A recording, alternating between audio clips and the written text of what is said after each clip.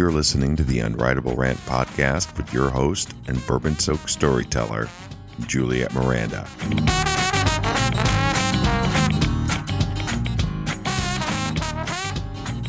Hey there, y'all.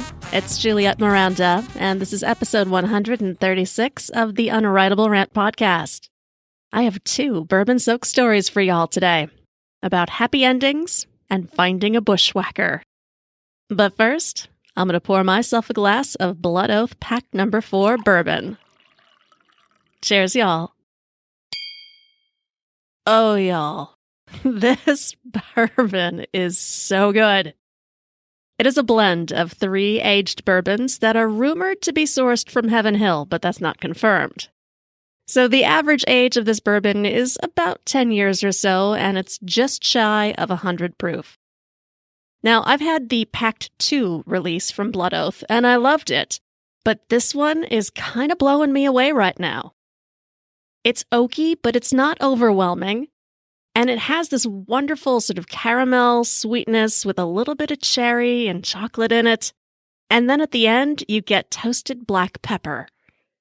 I love it. I just hands down love this bourbon. It is making me delightfully happy today. And that kind of brings me to my first story.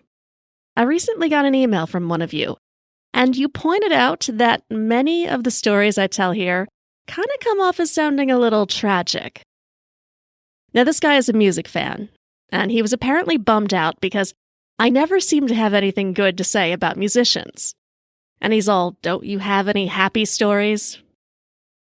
All right, I admit, my initial response was to write back and say, "Dude, I am happily married to a musician. What more do you want?" But I didn't do that. I sucked back the crazy, and then I got to thinking about it a little bit. And I have to admit, the guy had a point. Not everything I've ever done in the music industry has wound up in flames. And it's true, not every musician I've ever known has needed to be punched, beaten, or smacked in the face with a dead jellyfish. But here's the thing. Being a rock and roll writer does not come with an employee handbook.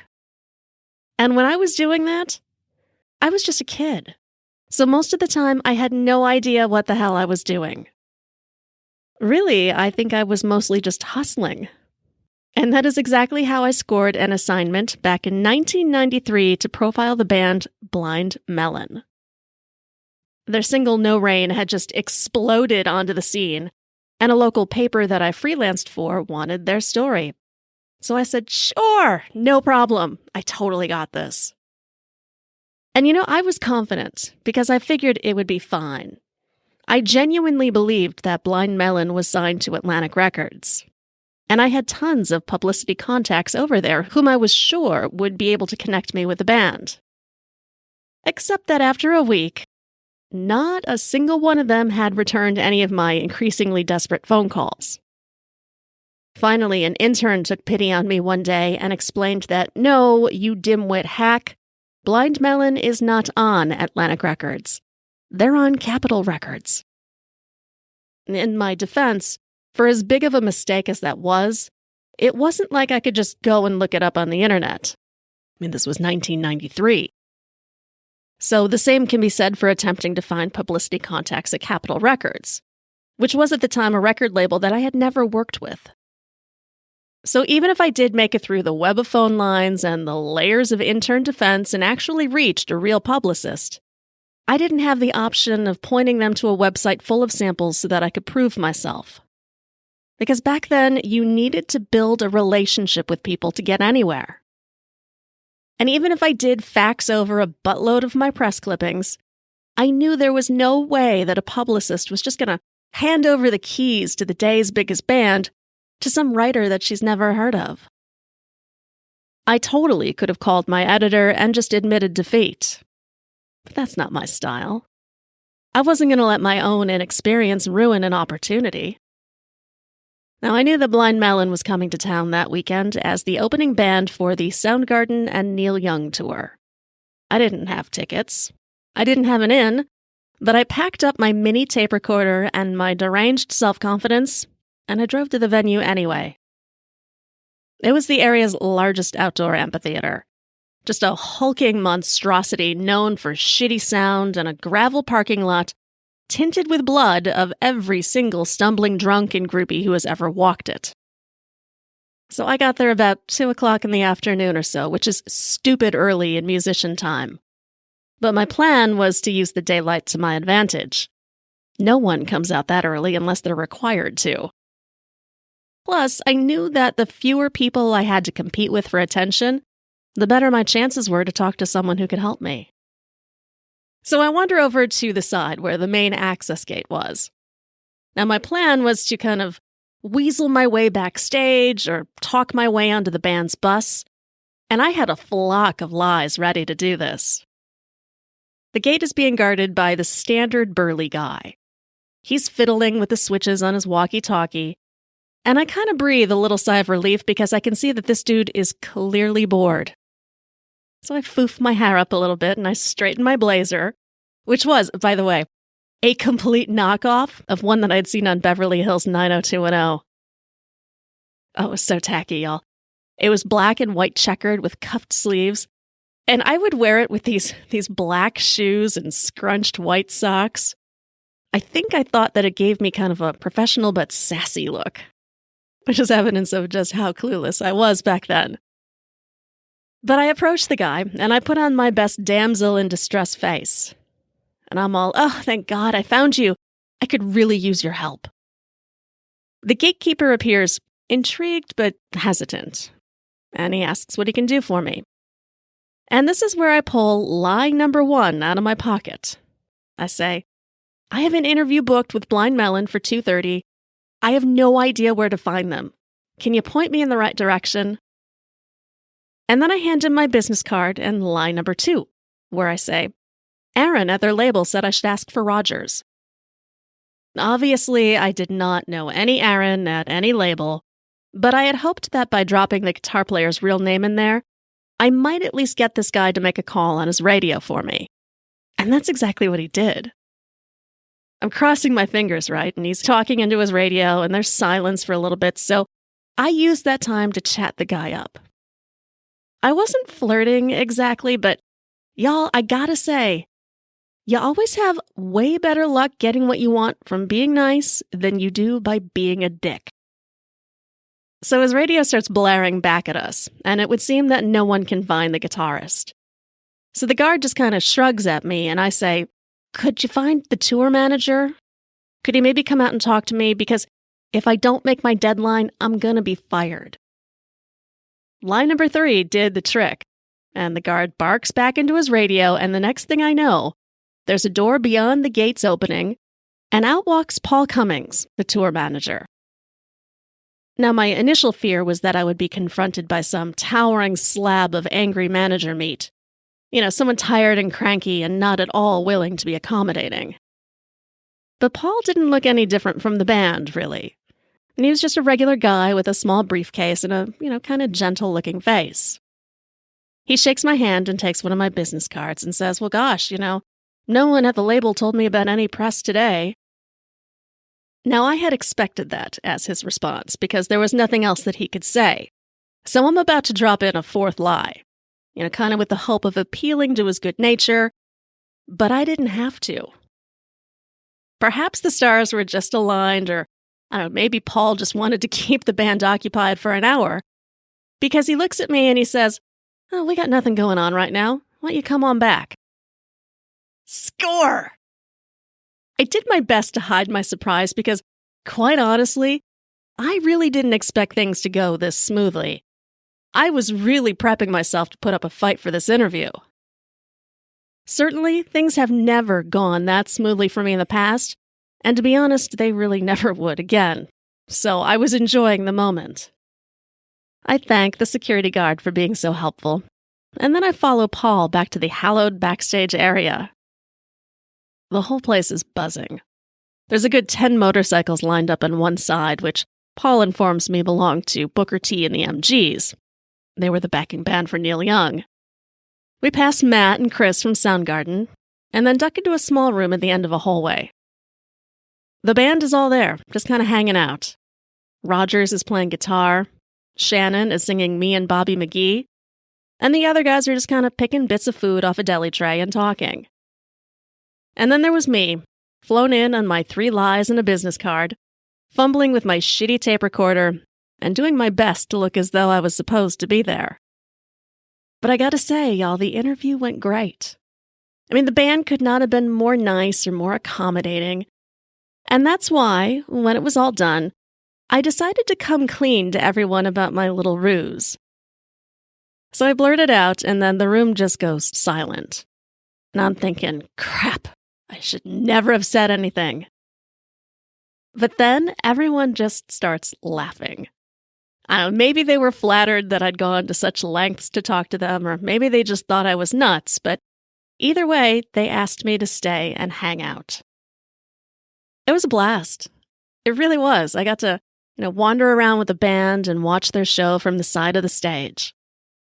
After their show, we all kind of gather on this patio that is behind the stage. It was raining outside and really muggy, and the band all had that twitchy, after-show kind of look where they clearly had energy to burn, but no idea what to do with it. Were this a hair band, they likely would have latched onto a few groupies or hijacked those Harleys I saw earlier. But Blind Melon, as I knew them, just wasn't like that. Their breed of band mischief was more cheeky than menacing. So Shannon jumps up and suggests that we crash the lawn seats to watch Soundgarden. Roger's is game, and he looks at me and says, "Come on, what's the worst they're going to do to you? Kick you out? You're not even supposed to be here anyway." Well, the guy did have a point. So what the hell? I tossed my precious blazer in their dressing room, and then I ducked out the back with Rogers and Shannon. It is pouring rain outside, and the 3 of us are immediately soaked as we dash out a side gate and up the pavement leading to the lawn seats. Actually, I should be a little bit more clear because with all of that rain, the whole general admission area, which was situated on something of a steep incline, it had turned into a giant muddy slip and slide. Shannon doesn't even pause. He sprints off and he throws himself on the ground and sends himself sailing down a hill in a river of slop. Rogers gives me a push and then I take off on my ass, landing in a heap on top of Shannon with Rogers fast behind. And off in the distance, as we played in the mud, Soundgarden was on stage playing Outshined. It wasn't my most professional, and it may not have started out as my most honest, but I'll tell you this much. Sitting there in the wet earth with the guys from Blind Melon remains one of my happiest rock and roll moments. I think about tour managers like Paul, and I have to laugh at just how much easier his gig with Blind Melon was in comparison to guys like Doc McGee.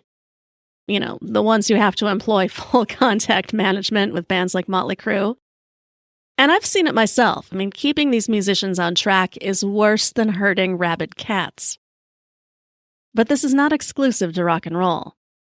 My guy and I have a friend who was once the manager to a woman who has since gone on to become a massive country music star.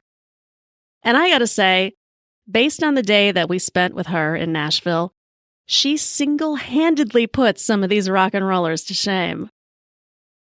Not quite 10 years ago, I think, my guy and I made our very first trip to Nashville.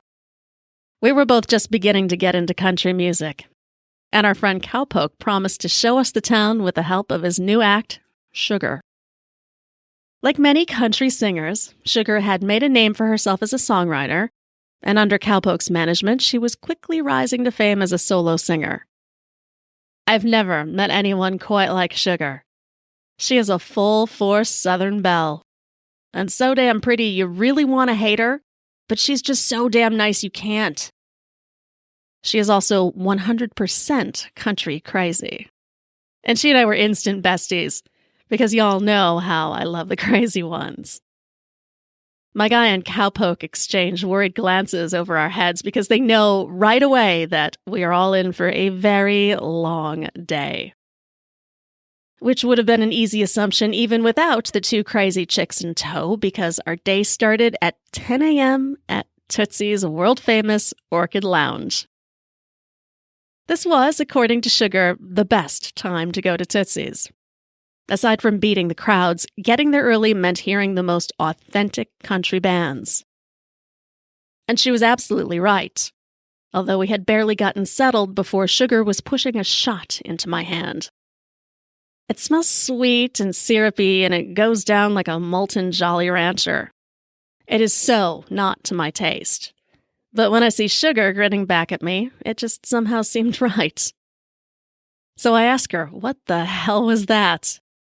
Apple pie moonshine is the answer, and y'all, that kicked off our introduction to Nashville and Sugar perfectly. Sugar led us from bar to bar all morning and into the afternoon. The chick moved like a hummingbird. If she wasn't shoving cocktails at us, she'd be commandeering the stage to belt out Dolly Parton and Patti Loveless songs. And then she'd jump right back into the crowd and begin dancing. Most of the time, Cowpoke just sat back and nursed a beer. He laughed as I dried my sweaty face with a cocktail napkin and said, "Just you wait. She hasn't even gotten started yet." And in thinking about it, he didn't even say it as a warning, like, hey, there may be some turbulence ahead. Coming from him, it was just an ominous, inescapable fact. And not more than 2 minutes after he said it, Sugar bounces on over to us and announces, "You need a bushwhacker." I'm sorry, I need what? A bushwhacker. Apparently, this is the greatest cocktail ever invented, and Nashville was the only place to get a good one. So I said, great, let's hit the bar. But Sugar's already run off, and she's left my guy and I thirsty and a little confused. Cowpoke just laughs and says, y'all, it's not that easy. Because of course it isn't. First, Sugar wants to go home and change her shoes. And all it took to get the four of us 2 miles down the road was one waiting cab with the meter running, 3 cocktails, and not bushwhackers, by the way, 2 trips to the ladies' room, 1 apology, and a quick stop at a store for Sugar to buy sunglasses. And it would have been a relief to arrive at Sugar's home, except that the shoes she wanted weren't there. They were at her rehearsal space. Which meant we all piled back into a cab, only stopping once this time because she wanted to get guitar strings. And the whole while, Sugar is just talking up this elusive bushwhacker cocktail as if it is the Holy Grail. I'm not entirely sure how, but we eventually wound up on the real Music Row of Nashville. Not the stretch of bars on Lower Broadway, but the unassuming historic district of Nashville, and where all the record labels and recording studios are. Sugar leads us into Bobby's Idle Hour, a dive bar so divey that the only thing they serve is bottled beer. Not a goddamn bushwhacker in sight. Sugar greets everybody by name, and she grabs a guitar that's hanging on the wall and just begins restringing it. And she's chatting the whole time, telling us about the history of country music and Elvis and all of the people who have sat and had beers at that bar. She's in love with her town. And just as easily as she talks, she slips into strumming that crappy guitar with fresh strings, and soon she's singing the Leroy Parnell song, On the Road. And I think it's moments like this that just make Nashville so amazing because as she's singing, some guy at the end of the bar, just sitting there sipping on a Budweiser, joins in with perfect harmony. And across the room, another guy starts tapping rhythm on the table. It was crazy, and the moment is just so infectious and magical. I think that it's then where I really begin to appreciate the country crazy of Sugar. Of course, just as quickly as she started, Sugar is finishing the song and then urging us along to another destination. So I quickly pound my beer.